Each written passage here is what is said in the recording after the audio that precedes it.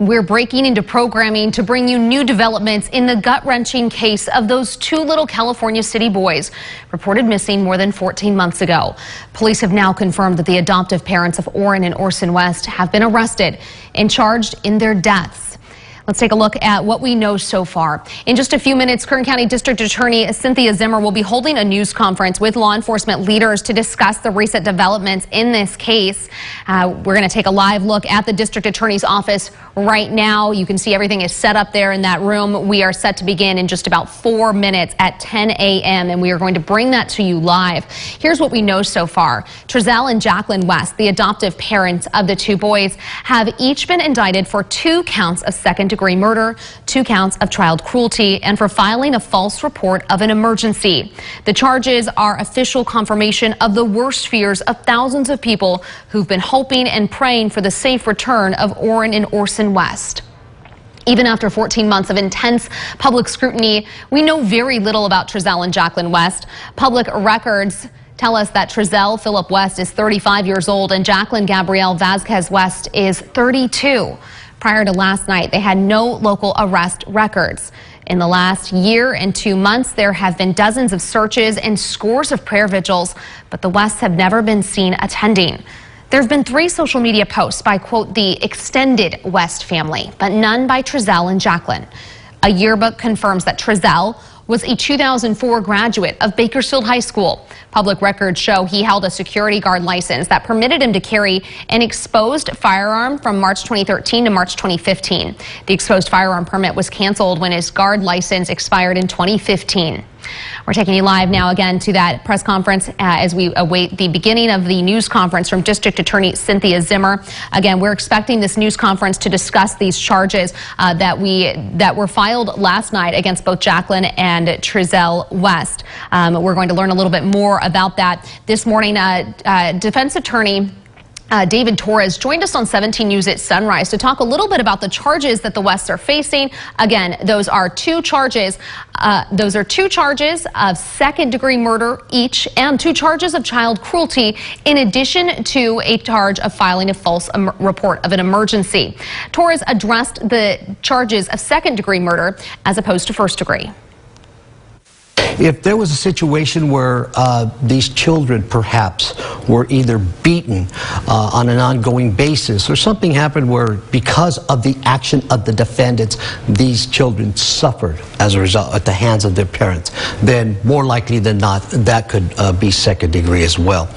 The thing with child abuse, those cases are very difficult, because if you do prove that particular charge, a person can serve up to life in state prison. Again, as we said, the Wests each face 2 charges of second-degree murder, 2 charges of child cruelty, and a charge of filing a false report of an emergency. They were indicted by the Kern County grand jury yesterday. Over the course of the 14 months since they were reported missing, concerned citizens and individuals across the community and even across the country have been eager to do anything they can to help. They've pledged various rewards. People have put up billboards. In fact, the reward in total comes to well over $125,000. It's been an unorganized grassroots effort, however. There are no consistent conditions on what's required to earn the rewards. There's also no indication of how long the reward offers are valid, or even if those offering the rewards are able to pay them.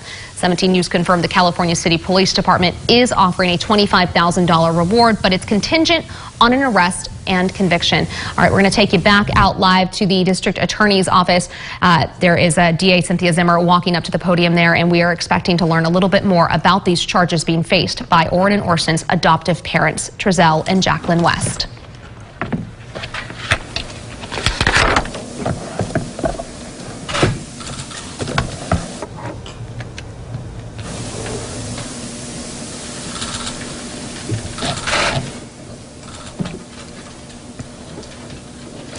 Good morning. My name is Cynthia Zimmer. I am Kern County's District Attorney. I have information about Orrin and Orson West, the 2 young boys who were reported missing from California City 14 months ago. On December 21st of 2020, Orrin was 4 years old and Orson was 3 years old. Their adoptive parents in California City, Trezell West and Jacqueline West, reported to the California City Police Department that the boys had disappeared from their backyard. The California City Police Department began a search for the boys in the area around their home. After a period of time, the FBI joined in the search, as did the California Highway Patrol and search and rescue from the Kern County Sheriff's Department. The community also came out to assist in looking for the boys, but to no avail. They were not located. 1 week later, crucial information came to light that necessitated the involvement of the Bakersfield Police Department and the Kern County District Attorney's Office. Law enforcement worked diligently, hundreds of hours in the next 12 months, looking for the boys.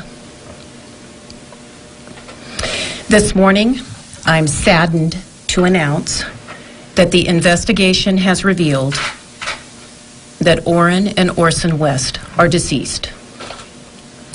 The investigation has also revealed that they died 3 months before their adoptive parents reported them missing. However, I am pleased to announce that this week, the Kern County Grand Jury indicted Trezell and Jacqueline West, the adoptive parents, for the murder of Orrin and Orson West. The indictment charges 5 counts. The first count is murder. Charges them both with murder, with the victim being Orrin West. The second count charges murder, with the victim being Orson West. The third count charges felony child abuse against the person of Orrin West. The fourth count charges child abuse against the person of Orson West. And the fifth count charges false report of an emergency. Naturally, the first 2 counts carry the most time in state prison, murder. It is charged as murder in the second degree. That carries 15 years to life, but with 2 victims, the potential penalty, or the maximum possible penalty, if convicted, is 30 years to life for each defendant, Trezell and Jacqueline West. Now, the grand jury indictment is a formal charging document, and we followed a process in charging them before the grand jury, and that was the district attorney requested that the grand jury convene to hear evidence regarding an indictment that we presented them. The district attorney's office then presented information to the grand jury, and the grand jury found there was sufficient evidence to hold Trezell and Jacqueline West responsible for these murders, and they returned what was called a true bill. So oftentimes we call it they were indicted, but what they did is returned a true bill on the indictment. Department 1 Superior Court judge issued warrants for the arrest of the defendants, and they were arrested last night at about 7 p.m. in Kern County. They are currently in the Kern County Jail waiting for an arraignment on the indictment, which will be tomorrow. There will be no preliminary hearing in this case because an indictment is a substitute for a preliminary hearing. In this case, will proceed directly to trial. The announcement of an indictment in this case probably raises a lot of questions about the facts of the case and what you and the public would like to know. I'm not permitted to go over the facts of the case in this case, but there is something that I'd like to discuss because the facts of the case are to be what we produce in the jury trial, because we want both the prosecution and the defense to have a fair trial in this case. However, one of the questions that I'm sure you would like to know is, have the bodies of Orrin and Orson been found? And the answer to that is no. They have not been found. However, I would like to emphasize that the fact that law enforcement have not found their bodies does not preclude a murder prosecution. As a matter of fact, there have been many hundreds of what we call no-body homicides prosecuted across the United States successfully, and even no-body homicides have resulted in murder convictions in Kern County. I'd like to introduce the people who are standing here with me today, who have been crucial in bringing this case forward. Eric Smith is the person to my right here. Eric Smith is the supervisor of the homicide unit at the DA's office.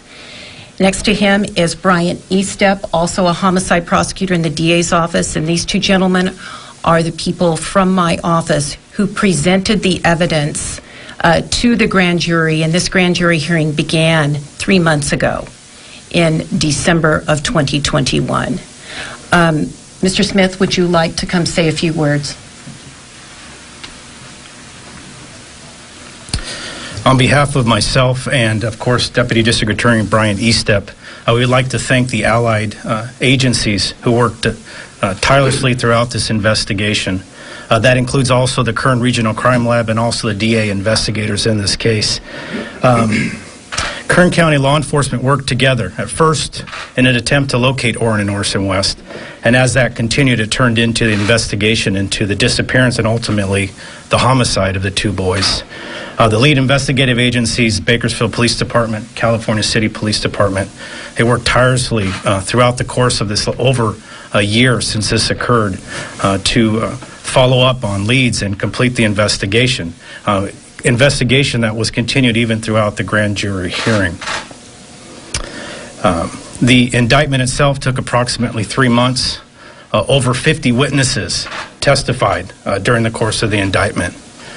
Much of those witnesses' testimony was extremely emotional as it related to this case, but that's to be expected from a case that involves the murder of two innocent children. Thank you. Thank you, Mr. Smith. To my left are two chiefs of the lead agencies in this case that did most of the work. Bakersfield Police Chief Greg Terry and California City Police Chief John Walker. Chief Terry, would you like to say a few words? Thank you. Good morning, everyone. This is not the outcome that we and so many had hoped and prayed for over the last year. Our thoughts and prayers go out to the families of Orrin and Orson who, with this news today, their worst fears have been realized. I want to express my pride and appreciation to our homicide team who invested so much personally and professionally to find the truth in this investigation.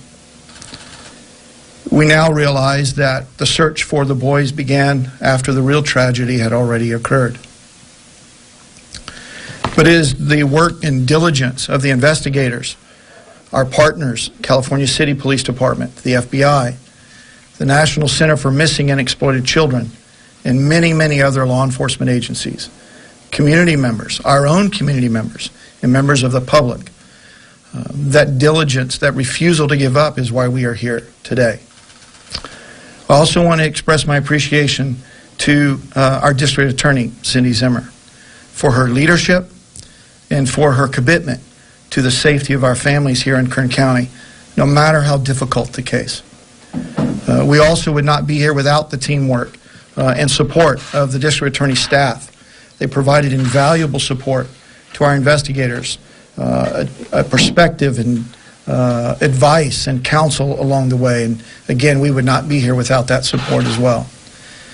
And the last thing I would say is this is not a resolution in this case. And there will not be a resolution completely in this case until these boys are brought home. Thank you, Chief Terry.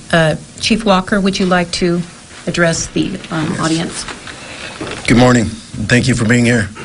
Let me emphasize First and foremost, this is a tragedy, an absolute tragedy that was reported in my city, that 2 small boys could be killed by their parents.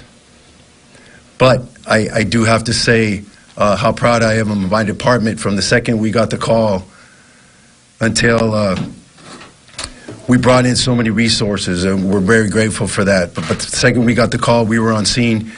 We began to work it and look for these kids. And we had so many agencies involved, Kern County Sheriffs, the Search and Rescue, CHP came with their helicopter to help us. But the citizens of Cal City came out in numbers to look for these kids. And it began to grow to the outlying communities and eventually across the nation. We were getting people who were interested and they wanted to know where these kids were as well as us. And then eventually Chief Terry and the Bakersfield PD came in to help us out, and they've been instrumental to make this happen. So I want to thank all those people again for helping us to try to come to some kind of resolution with this. But again, the bottom line is we have 2 small boys that we believe are no longer here that are dead, and that's terrible. But again, I want to thank the District Attorney, Cindy Zimmer, for being brave and diligent to push this forward and actually bring this case to the surface. So we will push forward. We haven't given up, and we'll continue to give them any kind of help that they would need in the future. Thank you.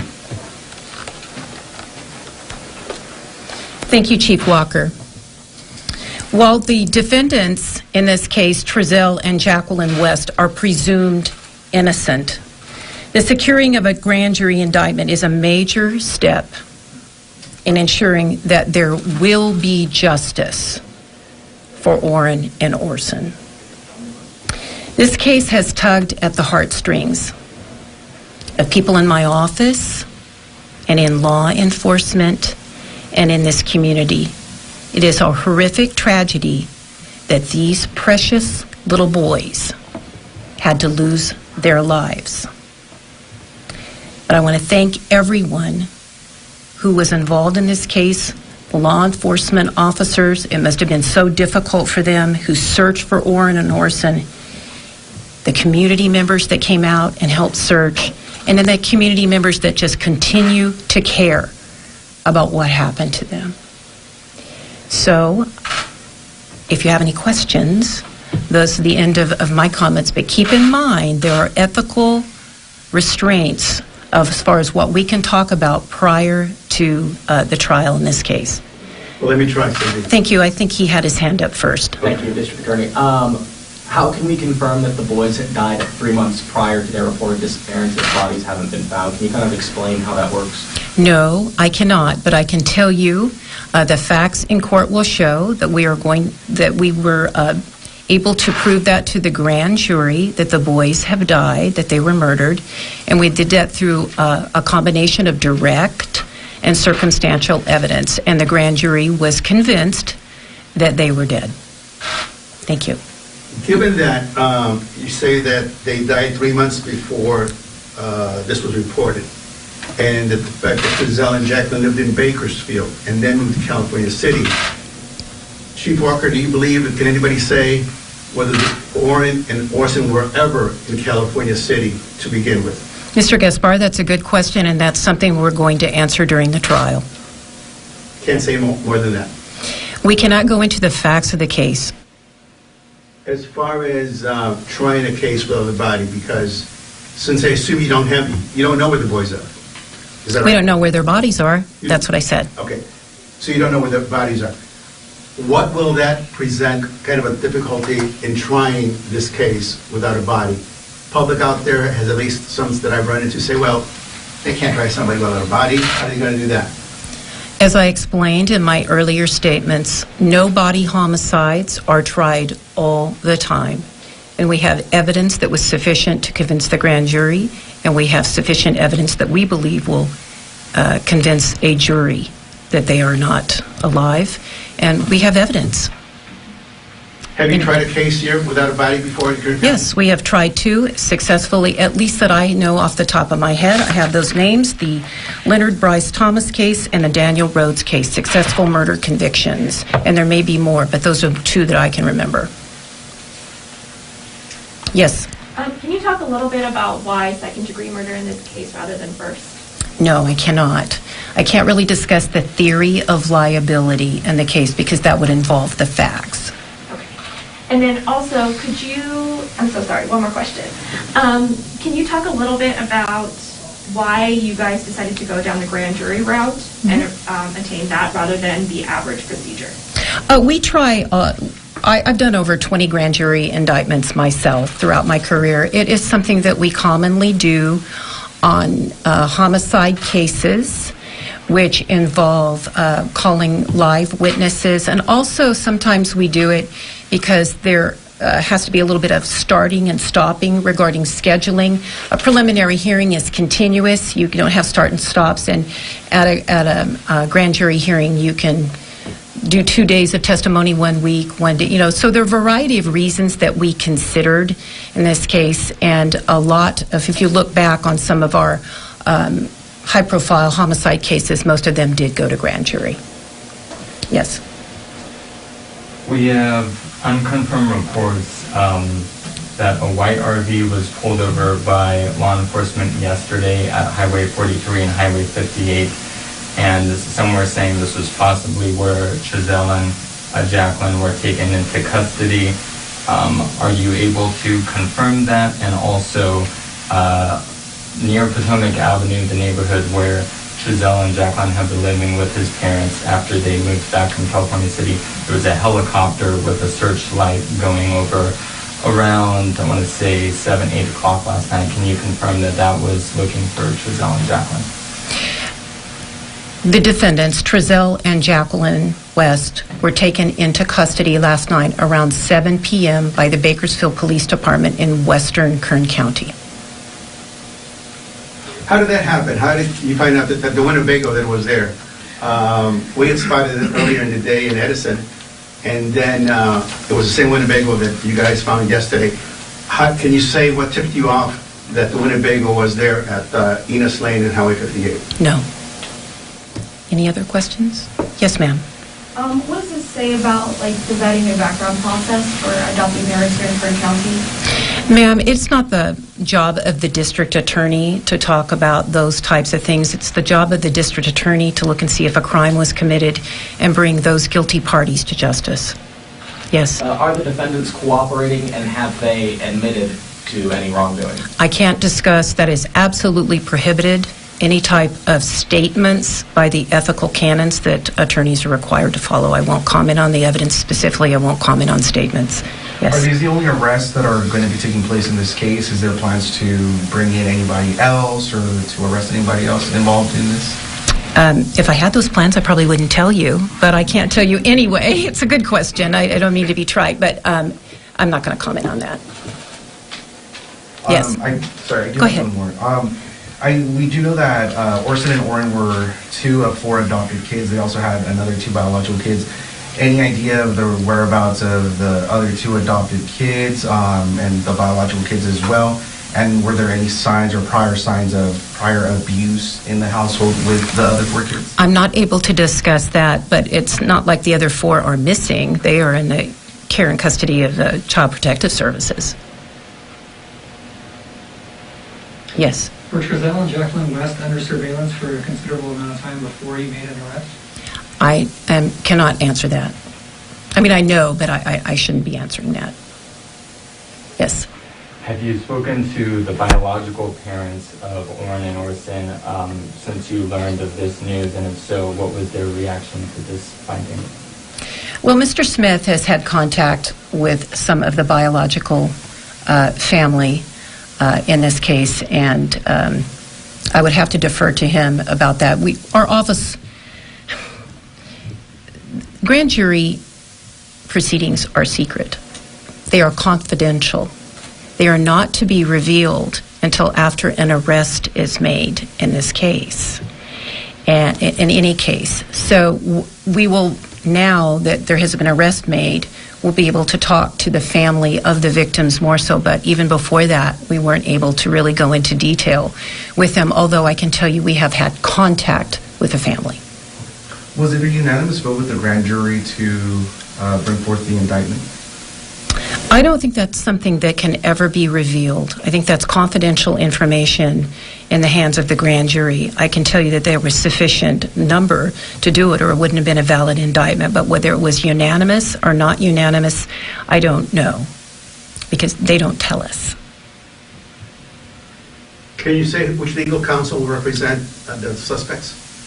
They will be arraigned tomorrow in court, and if they cannot afford counsel, they will be appointed, or if they want to retain counsel, they can do that. So we don't know. We won't know in the criminal matter who their attorneys will be until tomorrow morning. How do you guys plan to bring this news to the biological family? Obviously, we're saying you guys have given confirmation that both boys are diseased as well, but there's no concrete evidence showing this. It sort of feels what's been going on for almost the past year, where the family and the community has sort of been left without any answers, and that constant question has been brought up, where are the boys? And I mean, you're saying there's concrete or confirmation that they are diseased, but how would you guys? It's called a jury trial, sir. Okay. That's where we will prove that they are deceased, and we have and the grand jury has already found that they are deceased, and we have presented evidence that. As far as the news that went to the biological family, I think the news did that last night. I think you were out at the scene with the biological family before we were even had the defendants in custody or had an opportunity to do this press statement today. So as far as news to the family, I think that I think they already know. Question. Yes. And just a couple more questions, please. Could you talk a little bit about the sentencing for the other two charges, the willful cruelty to the child? What's kind of the average for that as well? Well, what that term carries is 6 years. Okay. Correct, Mr. Smith? 6 years.